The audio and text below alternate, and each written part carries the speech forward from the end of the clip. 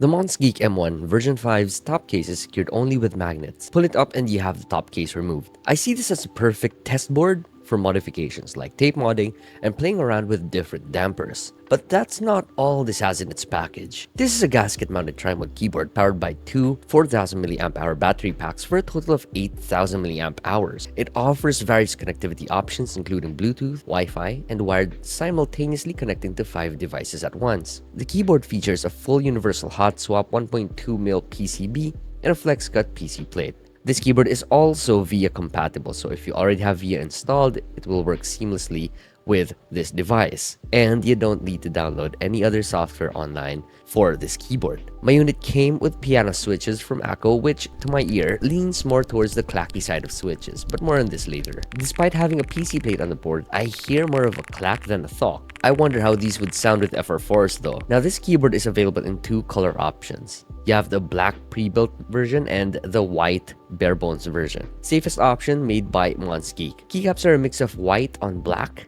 and accents with a black on white that comes with the keyboard. There's no branding anywhere except underneath the keyboard engraved on the aluminum bottom housing. And regarding RGB, there's no need to worry as it offers the standard multi-modes found on RGB keyboards. You can also use VIA to customize the exact static color or lighting mode you prefer. And also, by the way, by pressing function key and spacebar, you will be able to check its battery levels. Anyways, in the box, you get a lot. So you get the keyboard, the dongle, a premium coiled cable, screw-in stabilizers, 5 extra piano switches, keycap puller, switch puller, extra white accent keycaps, some novelties, and a PET dust cover. That's a lot. This keyboard is quite heavy at 1.8 kilograms thanks to its super dense aluminum housing. The housing is made of full CNC aluminum with a coating that has very slight shines versus the regular anodized aluminums. The knob is also made of aluminum and is 23 mils in diameter. Underneath, you do not get kick-up feet. However, the keyboard is already angled for a more comfy typing experience. You might be wondering where the power switch is located. It's actually underneath the caps lock key. So you switch it up for Mac and you switch it down for Windows. This isn't an issue for me, but it might be for some users. The USB-C input is at the top side positioned in the middle with a rubber stock around it for an added aesthetic touch, but you're free to remove that in case it's not compatible with the cable that you have. Inside the keyboard is a fully dampened plate and PCB. Under the plate, you get porn foam, an anti-static film, and a switch pad.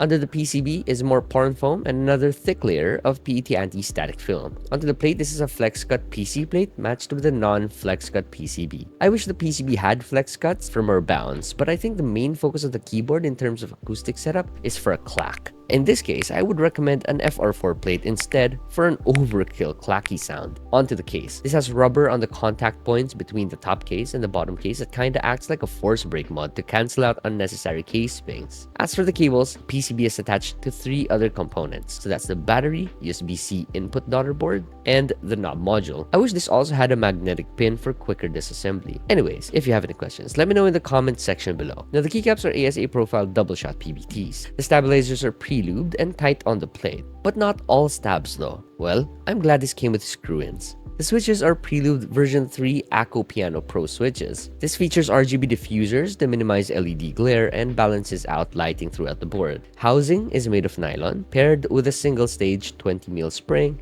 and a palm stem. Palm is the ideal plastic for smooth operations of switches given its very low friction properties. When combined with lubrication, you get an even smoother typing feel. These switches have a 45-gram actuation force, but for some reason my fingers tell me that they're a tad bit heavier than 45 grams. Anyways, links are in the description, so access them and get yourself your own Monsgeek M1 version 5. If you have any questions, again, comment down below. This is Biboyharanero and I'll see you again next time.